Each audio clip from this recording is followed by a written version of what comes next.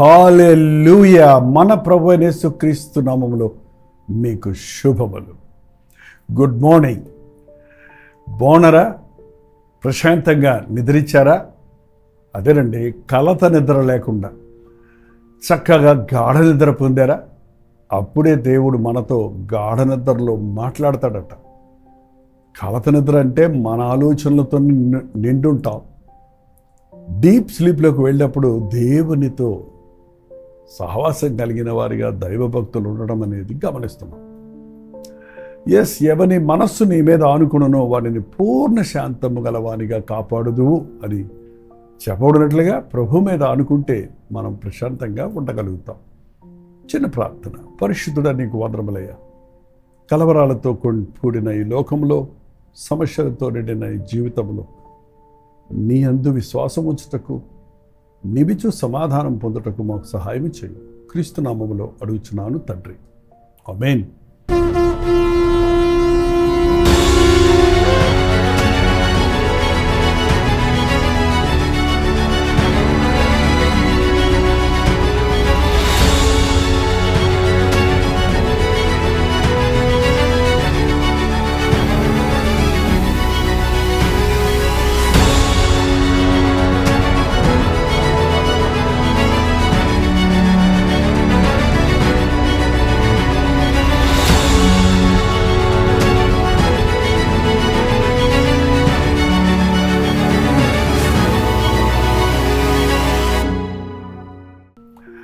దేవుని స్తోత్రం. మనం ఈ రాజుల చరిత్రలు చదువుతూ ఉండగా, మనం వీటిలోని విషయాలు నేర్చుకుంటూ ఉండగా మీరు అనేక పాఠాలు నేర్చుకుంటున్నారని నమ్ముతున్నాను. నిన్న యెహోయాహాజు గురించి మనం హెచ్చరించబడ్డాము. ఈరోజు అతని కుమారుడైన యెహోయాషు. పేర్లు చాలా తక్కువ చేంజెస్ ఉన్నాయి. గమనించండి. 2 రాజులు 2వ గ్రంథం 13వ అధ్యాయం 10వ వచనంలో, యూదా రాజైన యోవాషు ఏలుబడిలో 37వ సంవత్సరం ముందు యెహోయాహాజు కుమారుడైన యెహోయాషు షోమ్రోనులో ఇశ్రాయేలులను ఏలనారంభించి 14 సంవత్సరాలు ఏలాడు. ఇది వంశపారంపర్యంగా వచ్చే రాజరికం కాబట్టి అతడు యెహోయాహాజు చనిపోయిన తర్వాత అతని కుమారుడు, ముందు కూడా తన తండ్రితో కొంత పరిపాలనలో పాలిభాగస్తులు అవ్వడం అనేది గమనిస్తున్నాం. కానీ పరిపూర్ణంగా ఇతను 16 సంవత్సరాలు రాజ్యాన్ని ఏలారు. ఇతర కాలంలో కూడా ఎలీషా ప్రవక్త ఉన్నాడు. అప్పటికి ఆయనకి బలహీనుడయ్యాడు. ఆయనకి మరణకరమైన రోగం వచ్చిందని ఇశ్రాయేల్ రాజు అయినటువంటి యెహోయాహాషుకి వినబడింది. ఈ ప్రవక్త ఎలీషాలు ఈ రాజుల కాలంలో వారికి ఎప్పటికప్పుడు వారిని హెచ్చరిస్తూ, వారికి గద్దిస్తూ, వారిని సముదాయిస్తూ, వారికి సలహాలు ఇస్తూ ఉండేవారు. ఆహాబు లాంటి వాడు ఏలియాను పగవాడిగా ఎంచినా, యెహోరాము వంటి వాడు ఎలీషాను తల నరికించాలని ఉద్దేశించిన తరువాత దేవుడు చేసిన మేలుల గురించి నేర్చుకున్న ఈ యోవాషు ఆయన మాటల్లో నిజమున్నది అని గమనించి తన తండ్రి కాలంలో చూసిన అద్భుతాలను బట్టి అతడు ఎంతగానో బాధపడ్డాడు. ఇలాంటి దైవజనులు మాకు లేకపోతే ఎలా అని అతని దగ్గరకు వచ్చాడు. చూడండి 14వ వచనం. అంతటా ఎలీషా మరణకరమైన రోగము చేత పీడితుడై ఉండగా ఇశ్రాయేల్ రాజు అయిన యెహోయాహాషు అతని వద్దకు వచ్చి అతన్ని చూచి కన్నీరు విడుచుచు. ఏంటంటే, దేవుని సేవకులు కన్నీటితో రోగాలతో ఉన్నప్పుడు ఈ రోజుల్లో కన్నీరు విడిచేవారు.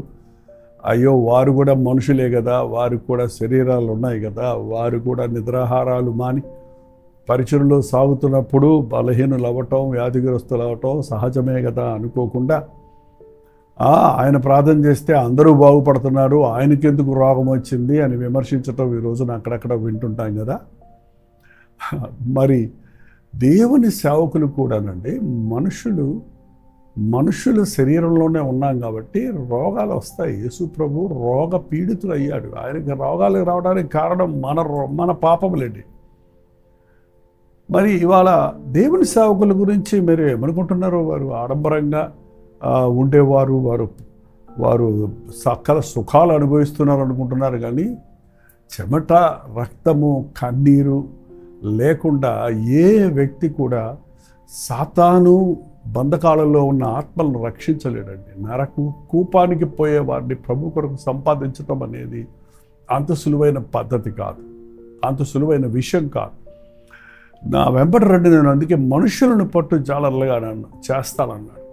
ఆటుపోటులను తట్టుకునేవాడు, విజ్ఞాపన చేసేవాడు, తన్ని ఎంతమంది ద్వేషించినా ఎలా మాట్లాడినా వారిని ఇంకా ప్రేమించే వారి ఆత్మలను క్షేమం కోసం ప్రయాసపడేవాడు నిజమైన దైవజనుడు. అటువంటి వాడు ఈ ఎలీషా. అటువంటి వాడు ఈ దైవజనుడిని గుర్తించగలిగాడు ఈ యెహోయాహాషు. కాబట్టి అతడు కన్నీరు విడుచుతూ ఓ మాట అన్నాడు, చూడండి, నా తండ్రి ఇశ్రాయేలు వారికి రథమును రౌతులు నీవే అని ఏడ్చెను. నా తండ్రి అంటున్నాడు. Yes, spiritual father. పౌలు అన్నాడు, నేను క్రీస్తు యేసు సువార్త ద్వారా నేను మిమ్మల్ని కంటిని. మీకు బోధకులు అనేకుల మంది ఉండొచ్చు, కానీ మీకు తండ్రులు అనేకులు ఉండరు. క్రీస్తు సువార్త ద్వారా నేను కంటిని అని అనగలుగుతున్నాడు. అదేంటి, ప్రసవ వేదన పడి ఆత్మలు సంపాదించడం, ఒక తండ్రి వలె తల్లి వలె వారిని గారవించటం, వారిని హెచ్చరించటం, వారిని ఆధ్యాత్మికంగా వృద్ధి చెందటం ఈరోజు కూడా ఒక నిజమైన దైవజనుని పని. అంత సులభంగా గుంపులను సమకూర్చుకోవటం అనేది నిజంగా మన కన్న బిడ్డలు, మన బోధ ద్వారా పెరిగిన వాళ్ళు, ఇంట పుట్టి అలవరచబడిన వారంట. అబ్రహాము దగ్గర ఉన్నాడు చూడండి, ఇంట పుట్టి అలవరచబడిన వారు. చిన్న మంద ఉంది ఆయన దగ్గర, వాటిని పెట్టుకొని ఎన్ని పనులు చేయగలిగాడు, ఎంత యుద్ధం చేయగలిగాడు. ఇవాళ సంఘాలలో ఉన్నవారు అక్కడిక్కడ చెదిరి, ఇక్కడక్కడ చెదిరి సంఘాలు మారిన వాళ్ళుగా ఉంటున్నారు. జస్ట్ హాజరైపోయేవారుగా, గుంపులుగా ఉన్నారేమో. కానీ నా కొరకు ప్రయాసపడిన దైవజనుడు, ఇది నా పుట్టిన ఇల్లు, నేను రక్షించబడ్డ ఇల్లు, నేను ఇక్కడ ఆధ్యాత్మికంగా వర్ధిల్లుతున్నానని హత్తుకొని సేవలో నిలబడేవారు బహు తక్కువ మంది ఉన్నారు. దయచేసి మీరు మీ కొరకు ప్రయాసపడిన దైవజనులకు విధేయులై ఉండండి. మీ విషయమై లెక్కప్ప చెప్పవలసిన వారెవరే, వారు మీ ఆత్మలను కాయుచున్నారు కనుక వారి మాట విని వారికి లోబడి ఉండండి అని వాక్యం సెలవిస్తుందండి. వారు సంతోషంతో సేవ చేయాలి, కానీ వాళ్ళు దుఃఖంగా చేస్తే అది మీకు నష్టమవుతుంది. వారి మాటకు లోబడండి అని. ఒక తండ్రి మాటకు లోబడ్డ కుమారుడు గొప్పవాడు అవుతాడండి. ఇతను గుర్తించగలిగాడు, నా స్పిరిచువల్ తండ్రి అని. నా తండ్రి ఇంకో మాట అన్నాడు, ఇశ్రాయేల్ వారికి రథమును రౌతులు నీవే అని ఏడ్చాడు. రథములు, రౌతులు. రథాలంటే రథాలు మోస్తాయి, రౌత్ అంటే నడిపించేవాడు. ఇశ్రాయేలీల్ని భరించేవాడివి, నడిపించేవాడివి నీవే. హల్లెలూయా. ఒక నిజమైన దైవజనుడు ఆత్మల భారం కలిగిన వాడిగా ఉండాలి. ఆత్మలను సర్వసత్యంలోనికి నడిపించినట్లు పరిశుద్ధాత్మని ప్రేరేపణతో వారిని పరిపూర్ణులుగా చేయాలి. మీలో ప్రతి ఒక్కరిని పరిపూర్ణుడు చేసి క్రీస్తు ముందు నిలబెట్టాలని నేను ఆశిస్తున్నాను. మీ రాత్రి మగళ్ళు మానక ఇంటింట తిరుగుచు మీకు కన్నీటితో మీకు బుద్ధి చెప్పుచున్నాను అన్న పౌలు మాటలు వింటే ఈ ఎలీషాలో ఆ భారం, అది గుర్తించగలిగిన యెహోయాహాజు ఆ బాధలో తనను గుర్తించగలిగాడు. ఈ దైవజనుడు మనల్ని భరించేవాడు, మనల్ని నడిపించేవాడు, మనకు అవసరమైనవాడు. దైవజనులు గద్దించినా హెచ్చరించినా అది మేలు కొరకే, దిద్దుకోవటం కొరకే అని గ్రహించుకున్న వారు దీవించబడతారండి. దేవుని దిద్దుబాటును అలక్ష్యం చేయవద్దు. ఇహ సంబంధమైన తండ్రులు మనల్ని గద్దించినప్పుడు తండ్రి తాను స్వీకరించిన కుమారుని శిక్షిస్తాడని ఉంది బైబిల్లో. అలాగే దేవుడు తను అంగీకరించిన వారిని దండిస్తాడు, శిక్షిస్తాడు, గద్దిస్తాడు. తన సేవకుల ద్వారా మనల్ని అనేక సార్లు దిద్దుతాడు. దిద్దుబాటు అసహించుకునేవారు వర్తిల్లరండి. సో ఈ యెహోయాహాజు దాన్ని యెహోయాహాషు దాన్ని గుర్తించగలిగాడు. కాబట్టి ఆ దైవజనుడి దగ్గరకు వచ్చినప్పుడు, ఈ సిరియనులు నన్ను వెంటాడుతున్నారయ్యా, నువ్వు వెళ్ళిపోతే మాకెలాగా, నాకు ఏదైనా సహాయం చేయమన్నట్టుగా చెబితే, అప్పుడు ఎలీషా ఒక విషయం చేశాడు చూడండి. అతడు ఇశ్రాయేల్ రాజుతో చెప్పగా, అతడు తన చెయ్యి వింటి మీద ఉంచినప్పుడు ఏమని చెప్పాడంటే, ఒక బాణము తీసుకో ఎలీషా, నీవు వింటిని బాణములను తీసుకో అని అతనితో చెప్పగా, అతడు వింటిని బాణములను తీసుకొని చెయ్యి వింటి మీద ఉంచు అని అతడు ఇశ్రాయేల్ రాజుతో చెప్పగా, అతడు తన చెయ్యిని వింటి మీద ఉంచినప్పుడు ఎలీషా తన చేతులను రాజు చేతుల మీద వేసి తూర్పు వైపునున్న కిటికీని విప్పుమని చెప్పగా, అతడు విప్పెను. అప్పుడు ఎలీషా బాణము వేయమని చెప్పగా, అతడు బాణము వేసెను. అతడు, ఇది యెహోవా రక్షణ బాణము, సిరియనుల చేతిలో నుండి మిమ్మును రక్షించు బాణము. అంటే వింటి అంటే తెలుసు కదండి, విల్లు అండ్ బాణము. విల్లు ఎక్కిపెట్టి బాణాన్ని వదులుతారు. వింటిని బాణాన్ని తీసుకోమని చెప్పి ఎలీషా చేతులు చిన్నపిల్లలకు నేర్పిస్తున్నప్పుడు చేతులు వాళ్ళ చేతుల మీద పెట్టి నేర్పిస్తామని చూడండి. అలాగా అతని చేతుల మీద తన చేతులుంచి కిటికీ తీసి, ఇది రక్షణ బాణము. ఒక ఉదాహరణగా చెప్తున్నాడు. గురిపెట్టి కొట్టు, నీ శత్రువుడు కొట్టు అని తన చేతుల మీద ఉంచి కొట్టమని తలుపు తీసినప్పుడు ముమ్మారు కొట్టాడట. అంటే 3 బాణాలు వేశాడు. అంబుల్లో చాలా బాణాలు ఉంటాయి అంబులో, కానీ 3 వేశాడు, ఆగిపోయాడు అంతటితోటి. ఎలీషా కోపం వచ్చింది, ఏమయ్యా ఒక 5-6 వేసి ఉండొచ్చు కదా, 7-8 వేసి ఉండొచ్చు కదా, ఎందుకు అతలోకి ఆగిపోయావు? కొట్టు అన్నప్పుడు శత్రువుని కొట్టు, వాడు ఊడిపోయేదాకా కొట్టు, వాడు పడిపోయేదాకా కొట్టు. ఏదో తుస్సు అంటే ఎలా శత్రువుని జయిస్తావు?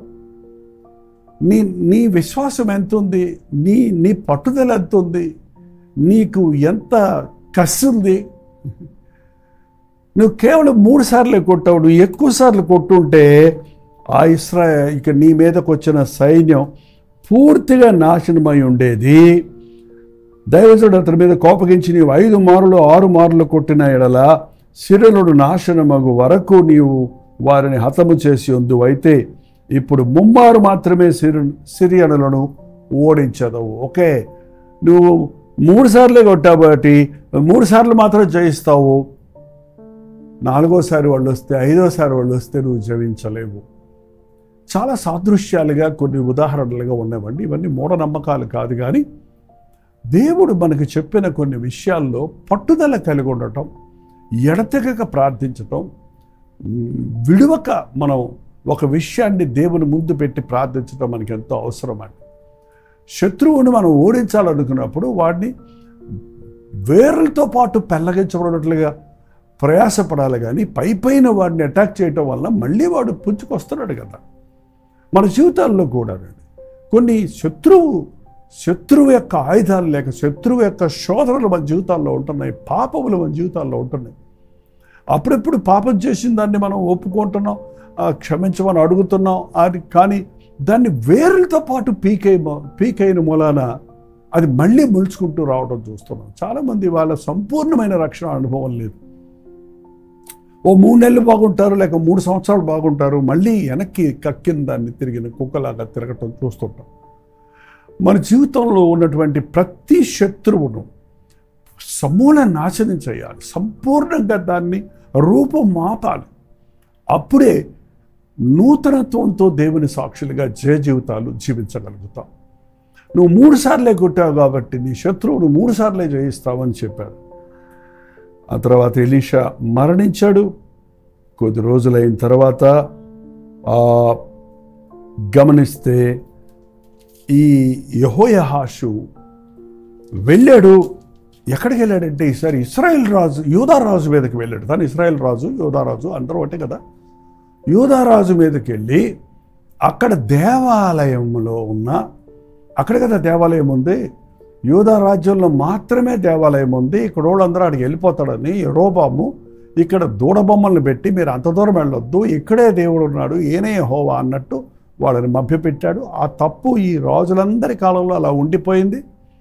వారు ఎన్ని విధాల వారిని దిద్దుదామని చూసినా, ఎన్ని విషయాలు వారు దిద్దుకొని పడి లేచినా యెరోబాము పాపాన్ని విడవలేదు. ఈవెన్ ఇతడు కూడా, యెహోయాహాషు కూడా దేవాలయంలోని పరికరాలను పట్టుకొచ్చాడే కానీ తన దగ్గర ఉన్న దూడ విగ్రహాలను తీయలేదు.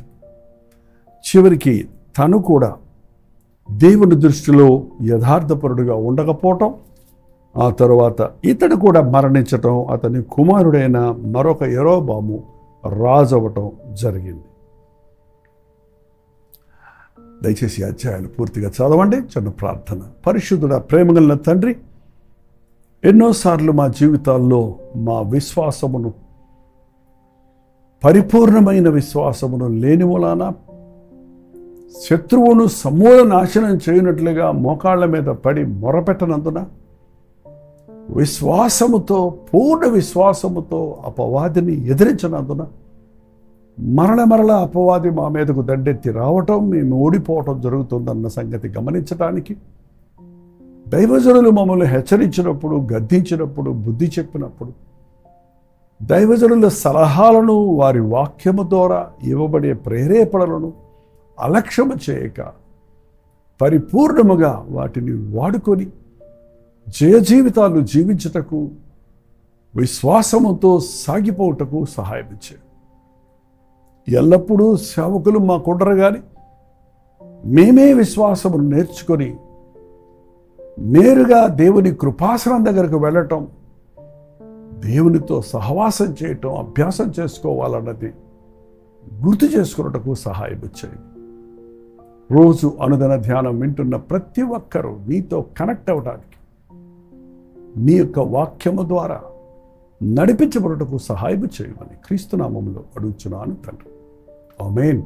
మన తండ్రి అయిన దేవుని యొక్క ప్రేమయు, కుమారుడైన క్రీస్తు యొక్క కృపయు, ఆదరణకర్త అయిన పరిశుద్ధాత్మ యొక్క సహవాసం కూడి వచ్చిన మనందరికీ ఇప్పుడున్న సదాకాలము తోడయుండును గాక. ఆమేన్. దేవుని స్తోత్రం. మీ ప్రార్థనా స్తోత్రాల భారాలు 954041 నెంబర్కి, మీరు ఇతర దేశాల్లో ఉంటే 9100100888కి తెలియజేయండి. మీ పక్షంలో మేము ప్రార్థిస్తున్నాం, మీరు కూడా ప్రార్థించండి. Doctor Jaipal YouTube channel subscribe చేయటం, లైక్ చేయటం, షేర్ చేయటం మర్చిపోకండి. ప్రోచితమైతే మధ్యాహ్నం 3 గంటల హెచ్చరిక, అలాగే రాత్రి 9 గంటల కల్వరి ప్రతి దోడిలో మళ్ళీ కలుసుకుందాం. అంతవరకు దేవుని మహాకృప మీకు తోడైన దాకా.